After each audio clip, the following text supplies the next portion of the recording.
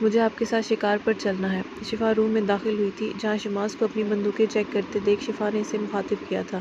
اس رات ان کے بیچ جو بھی ہوا تھا اس کے بعد ان دونوں کی بول چال بند تھی۔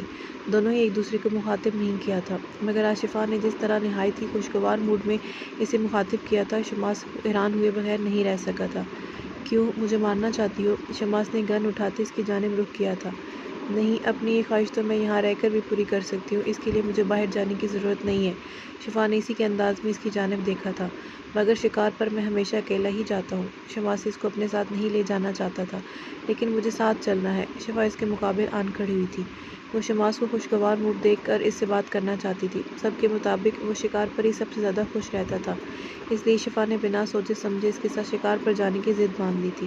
سوچ لو، وہاں کسی قسم کی صورتحال سے بھی گزرنا پڑ سکتا ہے۔ شماس کا لہجہ معنی خیزی بھرا تھا جس پر شفا دھیان نہیں دے پائی تھی۔ میں بہت اسٹرانگ ہوں، آپ آزما سکتے ہیں۔ شفا کو لگا تھا شاید وہ اسے ڈرپوک سمجھ رہا ہے۔ اس کی ناسمجھی پر شماس کے ہونٹوں پر مسکراہٹ بکھری تھی جسے فوراً چھپا گیا تھا، مگر شفا کی نگاہیں تو اس کے ہونٹوں سے نیچے مسکراتے تل پر تھی جو آج بھی اسے ہی دیکھ رہا تھا۔ شماس نے اس کی کلائی دبوچ کر کمر پر باندھتے شفا کو کھینچ کر اپنے قریب کیا تھا۔ وہ سیدھی اس کے سینے سے جا ٹکرائی تھی۔ برداشت نہیں کر پاؤ گی۔ اس کے چہرے کی نرماہٹوں کو چھوتے شماس بوجھل لہجے میں بولتا اس کے نچلے ہونٹوں کو چھو گیا تھا۔ شفا کی پلکیں لرز اٹھی تھی۔ اسے ایک سیکنڈ سے بھی کم عرصہ لگا تھا سمجھنے میں کہ وہ کیا بات کر رہا ہے۔ اس نے دور ہونا چاہا تھا، مگر شماس کی گرفت بہت سخت تھی۔ تم میں کچھ تو خاص ہے، کچھ تو ایسا جس نے میرے اندر ایک اندیکھی آگ بھڑکا رکھی ہے۔ شماس کی گمبھیر بوجھل سرگوشیاں شفا کی دھڑکنوں میں شور برپا کر رہی تھیں۔ رہی سہی کسر گردن پر محسوس ہوتے اس کے ہونٹوں کی شدت بھرے لمس نے پوری کر دی تھی۔ شفا تھر تھر کانپ رہی تھی۔ تم مجھے برداشت نہیں کر سکتی، اپنی جان کو مشکل میں مت ڈالو۔ شماس اس کی غیر ہوتی حالت پر چوٹ کرتا اسے آزاد کر گیا تھا۔ میں انتظار کر رہا ہوں، تمہارے پاس صرف 10 منٹ ہیں۔ اگر 10 منٹ کے اندر نیچے نہ آئی تو میں چلا جاؤں گا۔ شماس اپنی بات مکمل کرتا روم سے نکل گیا تھا، جبکہ شفا اپنی سانسوں کو تھامتی چہرے پر بکھرتے شرمگی رنگوں کو دیکھتے رہ گئی تھی۔ نہیں، جو ہو رہا ہے ایسا نہیں ہونا چاہیے۔ یہ شخص کسی اور کی محبت ہے، اس کے دل میں کوئی اور بستی ہے۔ میں اس شخص سے دل لگا کر پوری زندگی کے لیے اپنے دل کو برباد نہیں کر سکتی۔ شفا اپنے دل میں محبت کی پھوپڑیں پھوٹتی محسوس کر چکی تھی، مگر جو شخص اس کا تھا ہی نہیں وہ اسے کیسے مل سکتا تھا؟ نہ وہ کسی کی محبت چھین کر بددعا لے سکتی تھی۔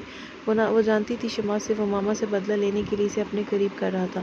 وہ اس شخص کے ہاتھوں کھلونا بن رہی تھی، پھر بھی اس شماس بخش کا اپنے قریب آنا برا کیوں نہیں لگتا تھا؟ شماس بخش کے قریب آنے پر شفا کی دھڑکنیں اس کا ساتھ کیوں نہ چھوڑ دیتی تھی؟ اس شخص نے اسے شادی صرف اپنا انتقام پورا کرنے کے لیے کی تھی، جس کے لیے وہ کوئی اہمیت نہیں رکھتی تھی۔ اسی شخص کے ساتھ رہتے آہستہ آہستہ وہ اس کی عادی ہو رہی تھی۔ جو شخص اس کی اصلیت سے واقف ہونے کے باوجود اسے اذیت میں رکھے ہوئے تھا، وہ اس کے دل کا مکین کیسے ہو سکتا تھا؟ شفا کو خود پر غصہ آ رہا تھا۔ اس کی زندگی کا مقصد کیا تھا؟ مگر اس شخص کے ساتھ رہتے وہ کس طرف جا رہی تھی؟ تم میری سوچ سے بھی زیادہ شاطر نکلے مسٹر شماس بخش۔ تم عام انسان نہیں ہو۔ تم نے کسی کے کہنے پر مجھ سے شادی کی ہے، مجھے یہاں رکھ کر صرف اپنے مقصد کے لیے استعمال کر رہے ہو، اور جب تمہارا مقصد پورا ہو جائے گا تو کسی بیکار شے کی طرح پھینک دو گے مجھے۔ نہیں، میں ایسا نہیں ہونے دوں گی۔ میں تمہیں بتاؤں گی کہ شفا واقعی کوئی عام لڑکی نہیں ہے۔ تم نے تمہارے ہی کھیل میں مات نہ دی تو میرا نام بھی شفا نہیں۔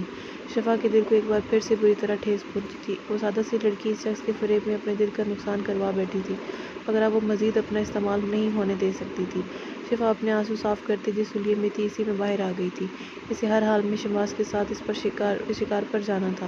اس حویلی میں رہ کر اتنے سارے لوگ کے بیچ وہ اس شخص کا کچھ نہیں بگاڑ سکتی تھی، مگر شکار پر وہ اکیلا ہونے والا تھا جہاں وہ آرام سے اپنا بدلہ پورا کر سکتی تھی۔ شفا ایک عزم کے ساتھ حویلی سے نکلی تھی، مگر وہ اپنے اس عزم پر کب تک قائم رہنے والی تھی وہ نہیں جانتی تھی۔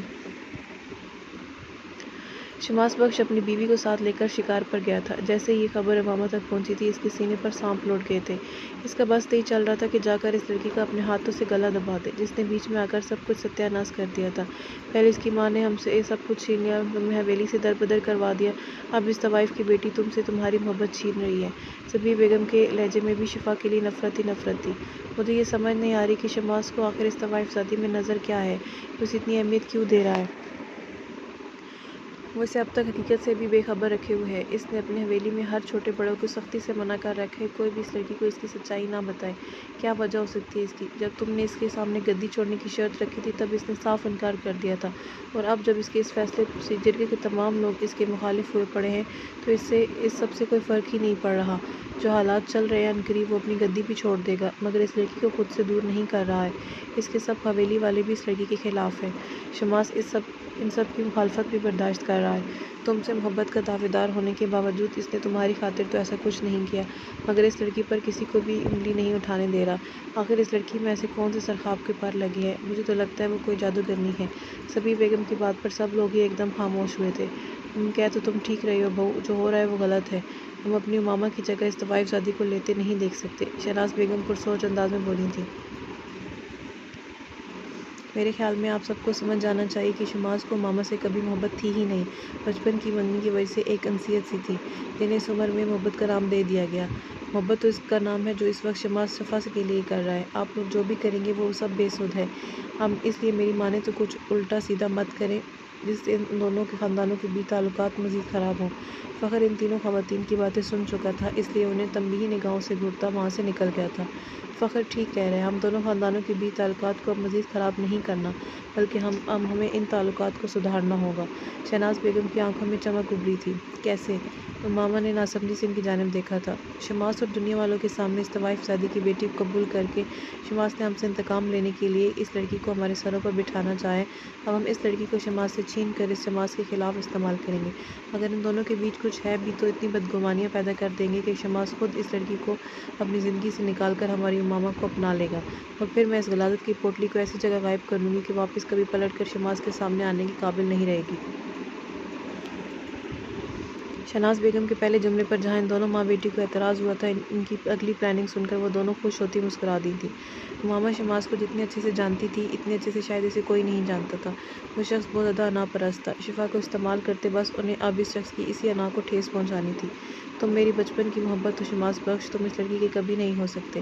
امامہ کے لہجے میں شماس کے لیے بے پناہ محبت، جبکہ شفا کے لیے اتنی ہی نفرت تھی۔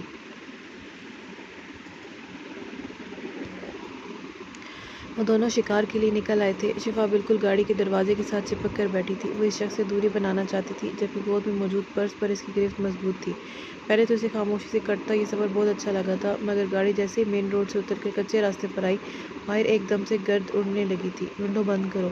شماس نے پورے راستے میں یہ پہلا جملہ ادا کیا تھا، مگر شفا نے اس بات کا جواب دینا بھی ضروری نہیں سمجھا تھا، تو شماس نے خود ہی بٹن پریس کرتے اس کی سائیڈ کا شیشہ بھی اوپر کر دیا۔ شفا نے پلٹ کر اسے گھورا تھا۔ میرا دم گھٹتا ہے۔ شفا نے پھر سے شیشہ کھول دیا تھا۔ شماس نے نگاہیں موڑ کر اس کی جانب دیکھا، جو اسے بہت بدلی بدلی سی لگی تھی، جیسے خود کو بہت مشکل سے کمپوز کرنے کی کوشش کر رہی ہو۔ شماس کا دل نہ جانے کیوں اس لڑکی کو ایسے نہیں دیکھ پاتا تھا۔ وہ اس کی مسکراہٹ دیکھنا چاہتا تھا، جو اس نے اب تک ایک بار بھی نہیں دیکھی تھی۔ وہ خود حیران ہوتا تھا کہ آخر وہ اس لڑکی کی جانب اتنا کیوں جھک رہا ہے۔ اسی آنکھوں میں تیرتی اداسی دیکھ شماس نے اسی گود میں رکھے گداز ہاتھ کو تھامتے اس کی انگلیوں میں اپنی انگلیاں پھنسا لی تھیں۔ شفا نے اس کی اس حرکت پر گھبرا کر اس کی جانب دیکھا تھا، مگر وہ لاپرواہ بنا ایسے ہی اس کی انگلیوں کو جکڑے مٹھی بند کر گیا تھا۔ شفا زبان سے بنا کچھ بولے مزاحمت کرتی رہی تھی، مگر شماس نے اس کی کلائی آزاد نہیں کی تھی۔ اس نے گھور کر شماس کی جانب دیکھا تھا، جو بظاہر اس کی جانب متوجہ نہیں تھا۔ شفا نے اپنے دوسرے ہاتھ کے ناخن اس کے ہاتھ پر گاڑتے اس کی گرفت سے اپنا ہاتھ نکالنا چاہا تھا۔ شماس کے تیلی کی پوچھ اچھی خاصی چھل چکی تھی۔ آپ کے ساتھ مسئلہ کیا ہے؟ شفا نے آپ کی بار زد چھوتے اس کی جانب دیکھا تھا، جو اپنا ہاتھ زخمی کروانے کے باوجود اس کے ہاتھ کو آزادی نہیں دے رہا تھا۔ شماس نے اب کی بار بھی اس کی جانب نہیں دیکھا تھا، مگر اس کی گرفت مزید مضبوط ہو گئی تھی۔ میں آپ سے مخاطب ہوں مسٹر شماس بخش، میرا ہاتھ چھوڑیں۔ شفا ہلکا سا اس کی جانب سرکی تھی، جب اسی لمحے شماس نے فل سپیڈ کے ساتھ یو ٹرن لیا تھا، جس کے نتیجے میں شفا اپنی جگہ سے سلپ ہوتی سی کندھے سے جا لگی تھی۔ شماس کے ہونٹ شفا کی پیشانی سے ٹکرائے تھے۔ شفا کا دل شدت سے دھڑک اٹھا تھا۔ سنبھل کر، شماس نے اسے کان میں سرگوشی کی تھی۔ اگر شماس کی گرفت میں اس کا ہاتھ قید نہ ہوتا تو وہ بری طرح کھڑکی سے ٹکرا جاتی۔ شماس نے اس وجہ سے اس کا ہاتھ تھام رکھا تھا۔ شفا نے اس سے فاصلے پر ہوتے حیرت بھری نگاہوں سے اس کی جانب دیکھا تھا۔ وہ گاڑی روک چکا تھا، وہ دونوں جنگل کے بالکل وسط میں آ چکے تھے۔ دوبارہ میری گرفت سے اپنا ہاتھ آزاد کروانے کی کوشش مت کرنا، نقصان اٹھانا پڑے گا۔ شماس اس کے ہاتھ کو اپنی گرفت سے آزاد کرتے گاڑی سے نکل گیا تھا۔ میری زندگی میں کچھ ایسا ہے ہی نہیں کہ جس سے نقصان اٹھانا پڑے مجھے۔ یہ ہاتھ تو اب بہت جلد چھوٹے گا۔ اب مزید میں تمہارے انتقام کے اس کھیل کا حصہ نہیں بنوں گی۔ شفا اپنے پرس میں موجود قیمتی شے کو چیک کر کے اپنی تسلی کرتی گاڑی سے نکل آئی تھی۔ جہاں شماس نے گاڑی روکی تھی وہاں قریب ہی ایک جھونپڑی نما کمرہ بنا گیا تھا۔ وہ جب بھی شکار کے لیے آتا تھا رات گزارنے کے لیے اسی کمرے کا استعمال کرتا تھا۔ اس کے آدمی ہمیشہ شکار میں اس کے ساتھ ضرور ہوتے تھے، مگر آج شفا کی خاطر وہ کسی کو بھی نہیں لایا تھا، اس بات سے انجان کہ اس کی بیوی اس کے خلاف کیا پلاننگ کیے بیٹھی ہے۔ شفا چلتی ہوئی اس سے کچھ فاصلے پر آن کھڑی ہوتی، اس کی چوڑی کشادہ پشت کو گھوڑے گئی تھی۔ وہ اس وقت گرے رنگ کے اس کرتا شلوار میں ملوث کریم کلر کی چادر اپنے کندھوں کے گرد لپیٹے اس خنقی زدہ ماحول کے لحاظ سے اپنا بندوبست کر کے آیا تھا، جبکہ وہ خود پنک کلر کے سادہ سے جوڑے میں ہم رنگ دوپٹہ اور ایک باریک سی سویٹر پہنے اپنی دماغ میں شماس بخش سے بدلہ لینے کی پلاننگ کرتی اپنے لیے کوئی شے نہیں اٹھا سکی تھی۔ گاڑی سے نکلتے ہی ٹھنڈی ہوا کے جھونکوں نے اس کا استقبال کرتے اس کی ریڑھ کی ہڈی میں سرد لہر سی دوڑا دی تھی، جبکہ شماس کسی شے کی بھی پرواہ کیے بغیر اس کی وہاں موجودگی کا بالکل فراموش کرتا اپنا شکار ڈھونڈ چکا تھا۔ وہ پورے انہماک کے ساتھ اپنا پہلا نشانہ باندھ گیا تھا جو بالکل جگہ پر لگا تھا۔ شماس کے ہونٹوں پر فتح کن مسکراہٹ بکھر گئی تھی جب اسی لمحے اچانک کسی خیال سے اس نے جیسے پلٹ کر دیکھا، شفا اسے کہیں نظر نہیں آئی۔ شماس اونچی آواز میں چلایا تھا، اس کے چہرے کے زاویے بدلے تھے، مگر شفا نہ تو گاڑی میں تھی اور نہ ہی جھونپڑی میں۔ شماس کے ماتھے پر شکنوں کا جال نمودار ہوا تھا۔ وہ اتنا تو جان گیا تھا کہ شفا بنا کسی مقصد کے شکار پر آنے کے لیے راضی نہیں ہوئی تھی، مگر وہ کیا کرنے کا ارادہ رکھتی تھی شماس اس بات سے بالکل انجان تھا۔ اسے بس یہ ڈر تھا کہ اس سے بدلہ لینے کے چکر میں یہ لڑکی اپنا نقصان نہ کر دے۔ یہ جنگل کافی گھنا تھا، جہاں کب کس طرف سے کوئی بھی جنگلی جانور نکل آئے کچھ نہیں کہا جا سکتا تھا۔ شماس کو اس بے وقوف لڑکی پر جی بھر کر تب چڑھی تھی۔